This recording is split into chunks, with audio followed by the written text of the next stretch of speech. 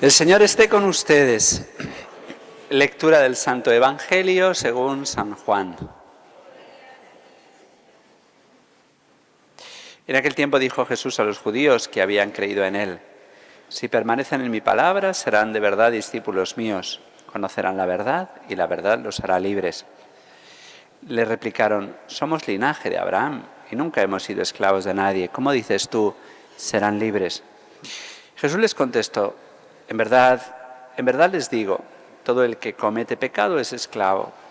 El esclavo no se queda en la casa para siempre, el Hijo se queda para siempre. Y si el Hijo los hace libres, serán realmente libres. Ya sé que son linaje de Abraham. Sin embargo, tratan de matarme porque mi palabra no cala en ustedes. Yo hablo de lo que he visto junto a mi padre, pero ustedes hacen lo que le han oído a su padre. Ellos le replicaron: nuestro padre es Abraham. Jesús les dijo: si fueran hijos de Abraham, harían lo que hizo Abraham. Sin embargo, tratan de matarme a mí, que les he hablado de la verdad, que le escuché a Dios. Y eso no lo hizo Abraham. Ustedes hacen lo que hace su padre. Le replicaron: nosotros no somos hijos de prostitución, tenemos un solo Padre, Dios. Jesús les contestó: si Dios fuera su Padre, me amarían, porque yo salí de Dios y he venido, pues no he venido por mi cuenta, sino que Él me envió. Palabra del Señor. Per evangelica dicta, leantur nostra delicta.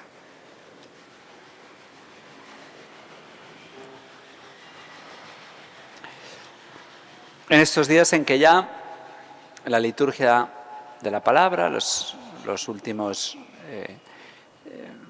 palabras y textos de Juan, que nos va aproximando a la larga pasión, porque en San Juan es especialmente larga,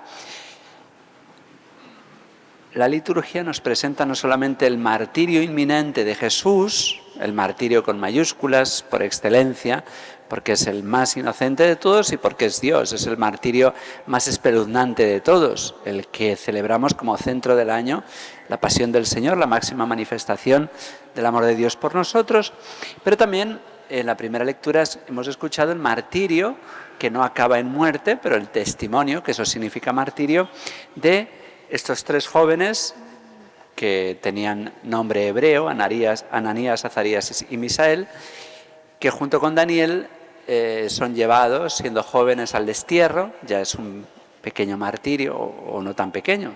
Hoy nos acordamos de tantas personas que se tienen que exiliar de su tierra, porque donde han nacido, donde han crecido, donde están sus amigos y sus familias, no pueden estar, porque hay persecución religiosa o otro tipo de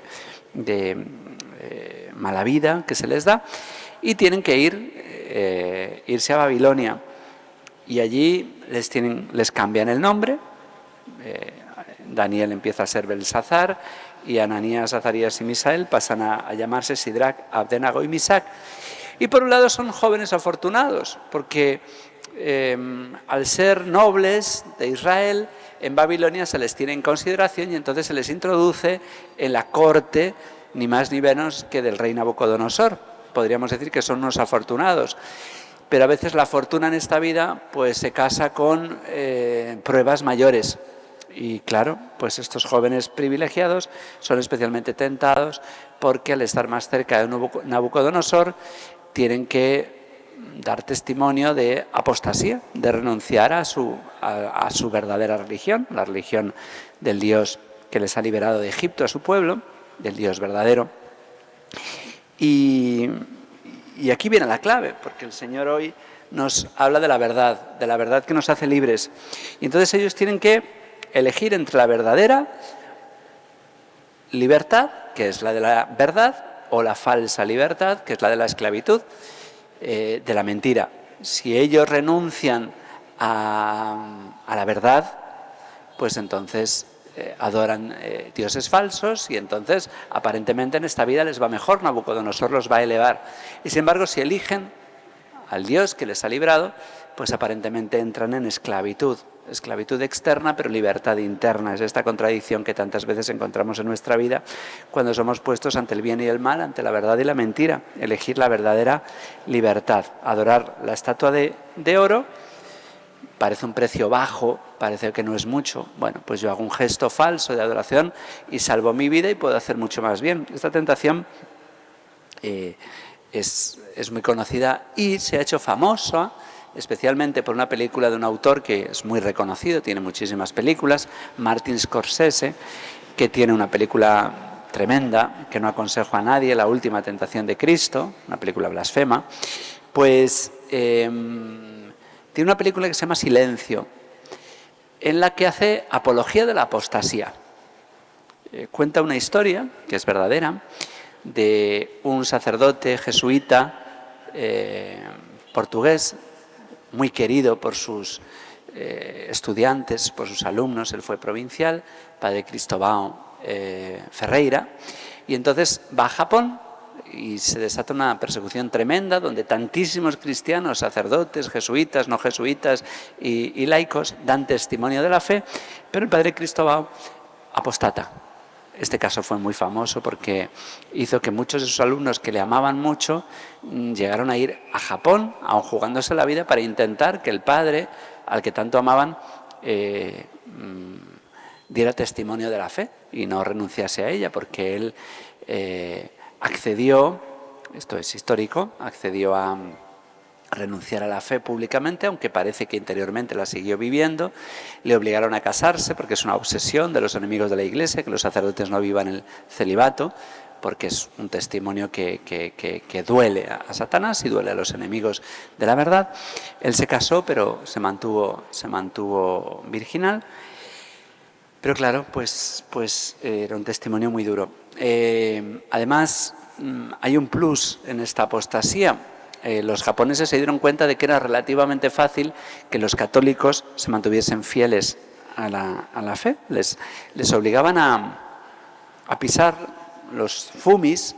Los fumis eran imágenes sagradas de Jesús, de la Virgen, de los santos, hechos de cobre. Hoy se conservan fumis, y les hacían pisarlas. Y muchísimos mártires japoneses renunciaron a pisar estas imágenes, aun jugándose la vida.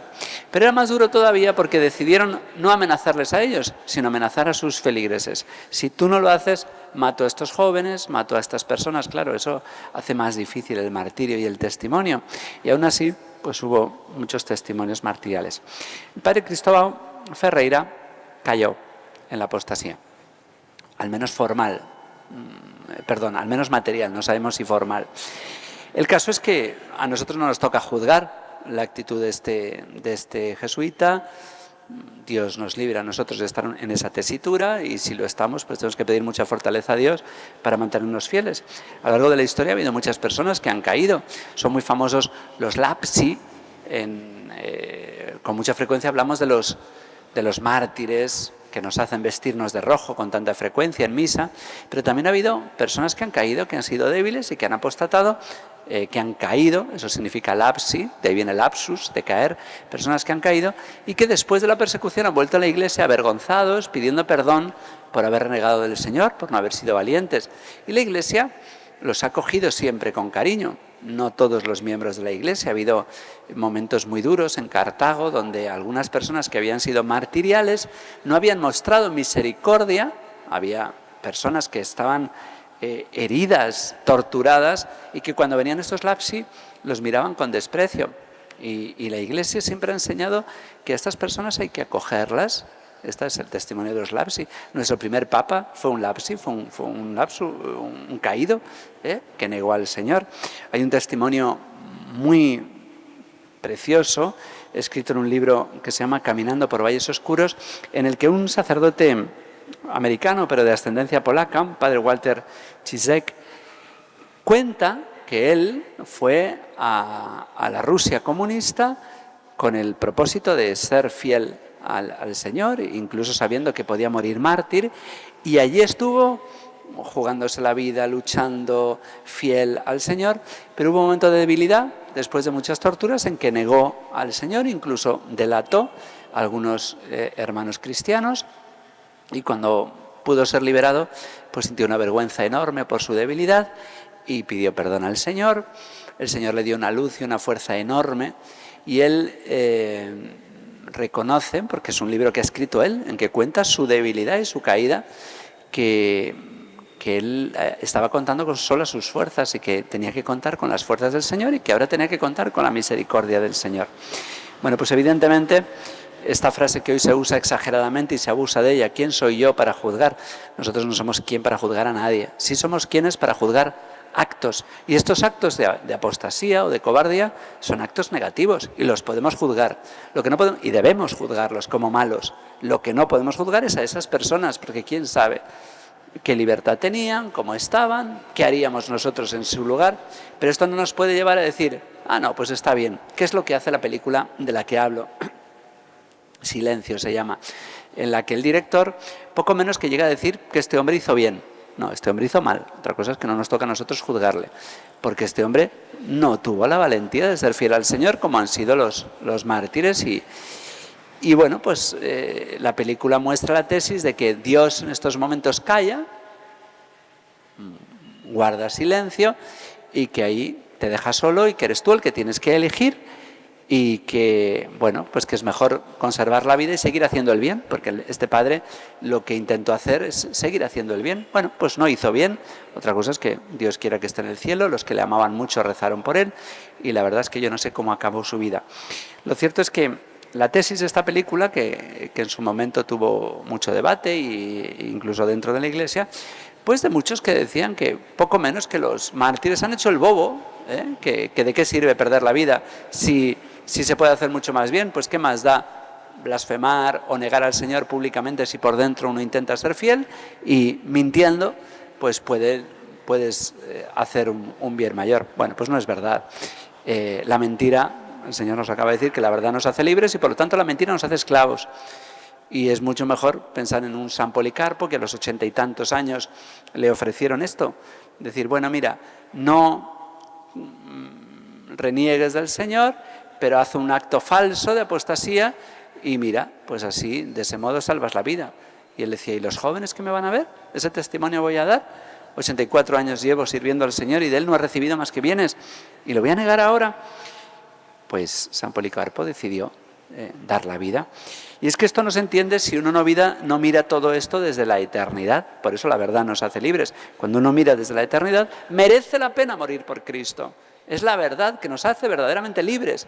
Cuando nosotros negamos al Señor, en estos casos extremos, o en casos más pequeños, porque cuántas veces podemos estar tentados de reírnos ante bromas con las que no nos debemos reír, porque ofenden al Señor, o a la Virgen, o a la moral católica, o a la mujer, o nuestros principios.